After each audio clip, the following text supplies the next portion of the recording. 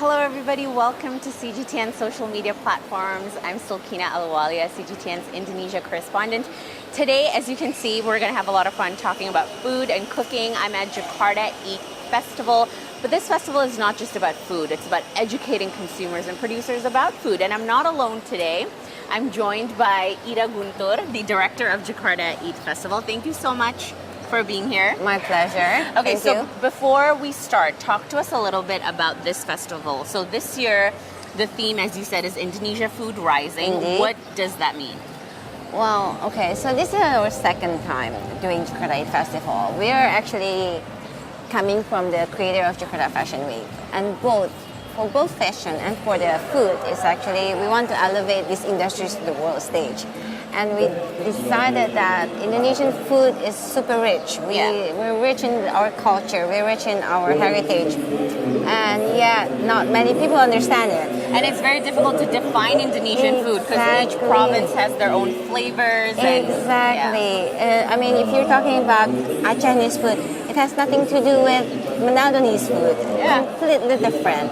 And yet, how do we sell it to the world? How do we increase its, we want to popularity? Make sure, So we need to, even for Indonesians, we need to be more aware about what we have. So this is the platform that we want to discuss it. But it's not just boring stuff. So it has to be fun as well. And therefore, we're doing and that's this. why we have something like this. Yeah, maybe this is fun cooking. Yeah, you can tell us what's happening. What's happening here behind us? What are they cooking? We're doing shumai, which is actually the Indonesian version shumai that we adapt from the Chinese, right? Yeah. And this is using the fish. And we work with WWF because we're also wanting to increase awareness about food and its relationship to the environment. So they have their own campaign, and we're using a different kind of flour to make this, which is more sustainable.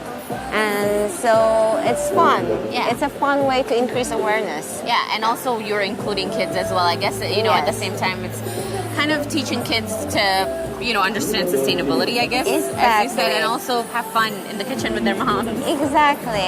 It's bonding with the parents and also, learning about food in general. And this is not the only thing that we're going to be looking at right now. We're actually going to be walking around this area.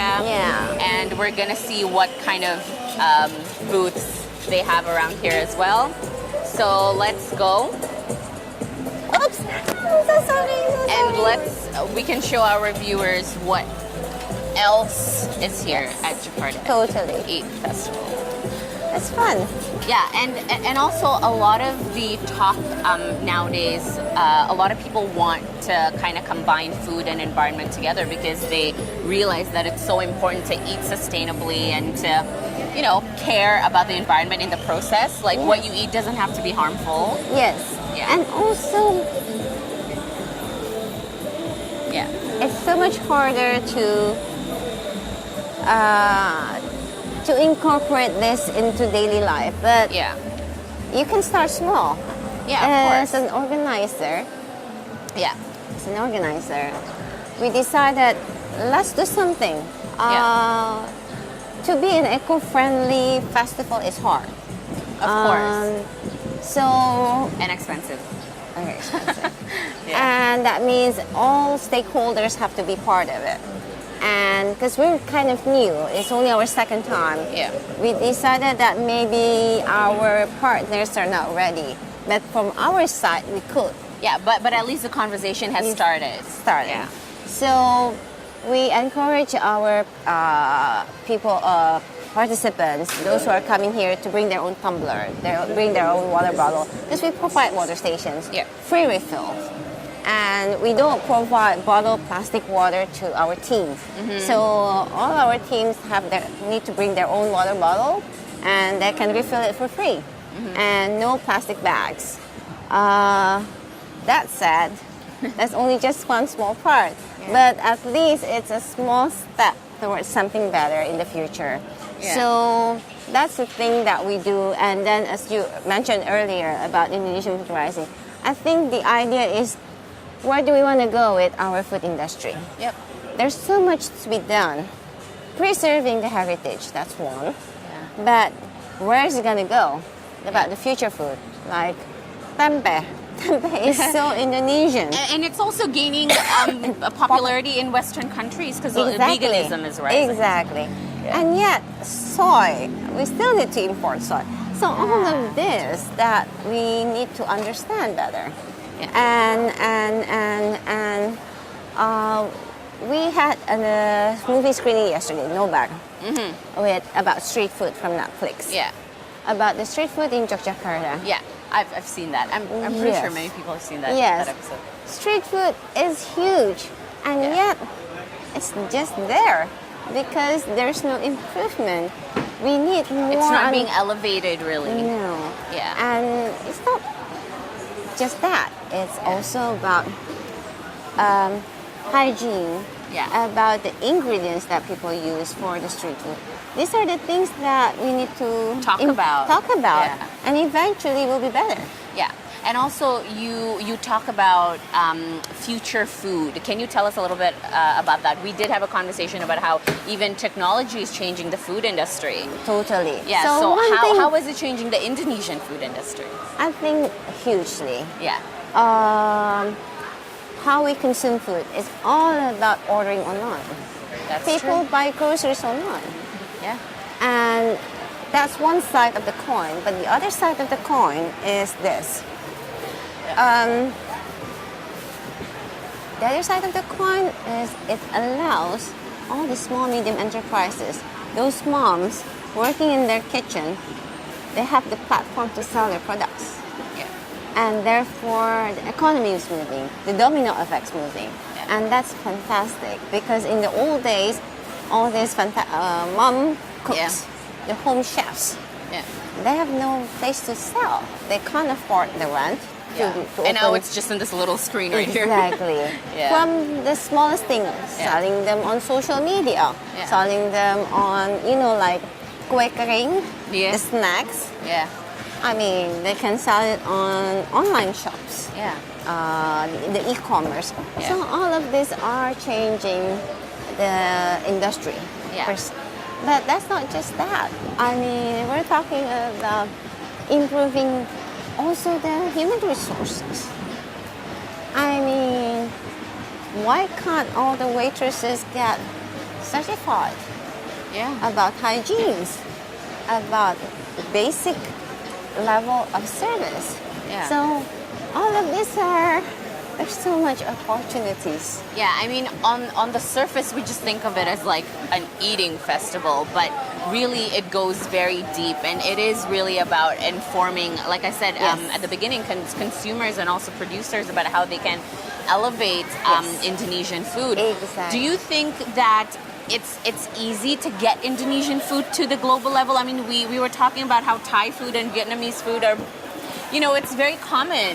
People crave it all the time, like in Western countries or globally, really. I think one is the lack of awareness about what is Indonesian food. Yeah. There's no push from our side as well. Yeah. That's another factor. Why? Because Indonesians are proud, but they're just proud within themselves. Yeah. Without They're like, we don't room. want to share it now. We should. But there's another factor as well. This is something I discussed yesterday with my colleague. Yeah. The Indonesians, when they become immigrants to the other parts of the world, they're too professionals, but they're not entrepreneurs opening Indonesian restaurants. Yeah, and not really spreading the No. wonderful flavors No. of Indonesia. No. Yeah. So that's another factor as well, I think. Yeah. But I think the government is working on it. We are trying to work with the government. Yeah.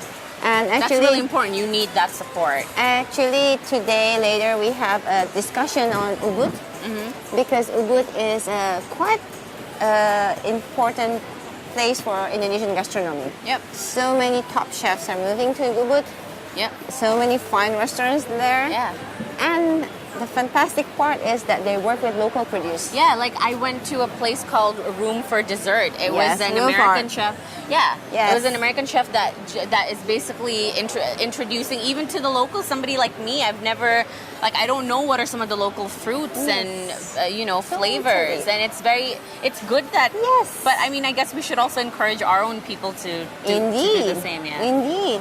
But Loka for Ray Yeah. is doing that with Nusantara Hujan Lokal, and Chris Salon is doing that. Yeah. So I think Ubud is probably spearheading the gastronomy That's for really Indonesia. nice to hear. Yes, I think that's something that we hope to be able, they're going to do it. Yeah.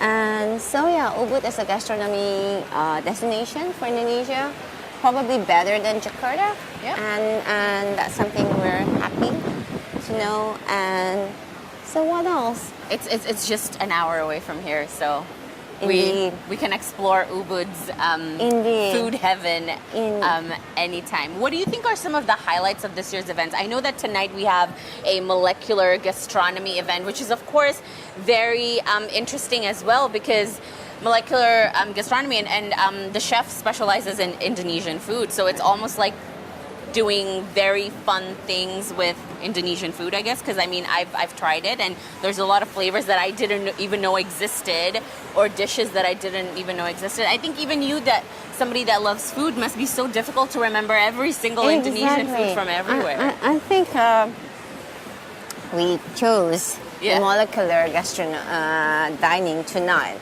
Yeah. because it's the closing. And Right. the idea is... Close with a bang. Yeah.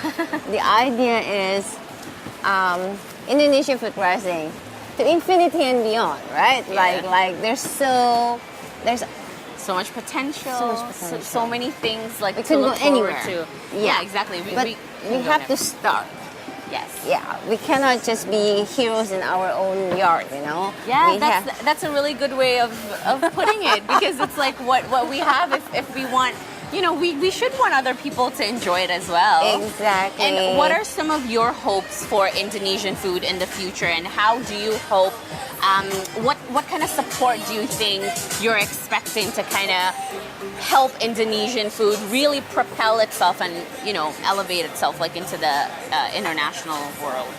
I think so many aspects, right? Yeah. When we talk about our food, one, in the smaller scale, you should start at home. If you are feeding your kids only burgers and hot dogs, They won't even understand what our local food is. They don't know what's local then. Exactly. They'll probably enjoy a little bit of satay, Yeah. but But again, like you said, there's so much more exactly. to Indonesian food. One of the proud thing I have is that my son, who's 15, a teenager, he loves gado-gado. Yay, me too. If for people that don't know what gado-gado is, it's basically steamed vegetables. Is it With- steamed? Yes, Yes. sometimes Is it it's raw? blanched. Okay, blanched, and it's with peanut sauce. Yes, and super yummy. Yeah. Great vegetarian dish. Yes. And If you're vegan, it's easy. yeah. It's like the so easiest you thing to have eat. to start from home. Yeah. But then on the next level, I think the government should work with all kinds of all parties Yeah. to increase the standards. Increase the standards of hygiene, making sure that products are easily available, whether it's our own local produce, whether, sadly to say, but we import a lot of stuff. Yeah. Yeah. Yeah. Exactly. So those are the things that we think we need You can kind of have a conversation about, I Yes. guess. Yeah. And also, when we talk about sustainability, like what's important also is, I guess, why it's important to eat local. Also, it supports our farmers, and I think now farm to table is so huge. People want to know where their food comes from. They want to know what the journey is, like how their vegetables arrived on their plate, or even with meat. They're so And that's particular a problem. now. That's a problem Yeah. because there's no about that. There's no organization that certified it. Yeah. And sometimes it's called organic, but is it really? Yeah. Yeah, exactly. But I mean, there's a lot of startups too now that does like farming, local farming and like organic farming and stuff. So that's very exciting. It was really nice talking to you. Thank you so much for your pleasure. insights. And My pleasure. we hope that Indonesian food can reach the international level even I faster. will I mean, I'm hope sure to see. everybody knows what nasi goreng is. Oh, but we have that's so much more than nasi overrated, goreng. guys. Don't We have just so much more than we have nasi so goreng. much more. I shouldn't have said it. We have so much It's more than okay. that. Come to Indonesia. This is the last day of the Jakarta Eat Indeed, Festival, yeah. but I'm sure you have plans. Well, we're gonna have this annually, of course, Yes. but we're also revamping our cookbook. Yeah, awesome. Yes, we have Yeah. Primera, so we have more than 11,000 recipes that we're gonna work on. That I didn't even know there was 11,000 Indonesian food, but now I do. Thank you so much, guys, for watching. I hope you enjoyed it, and I hope it made you want to learn more about Indonesian food and made you want to try them. And if you're in Indonesia, don't worry because you'll never go hungry. Totally. Never go hungry. I'll see you guys next time. Bye. Bye. Thank you.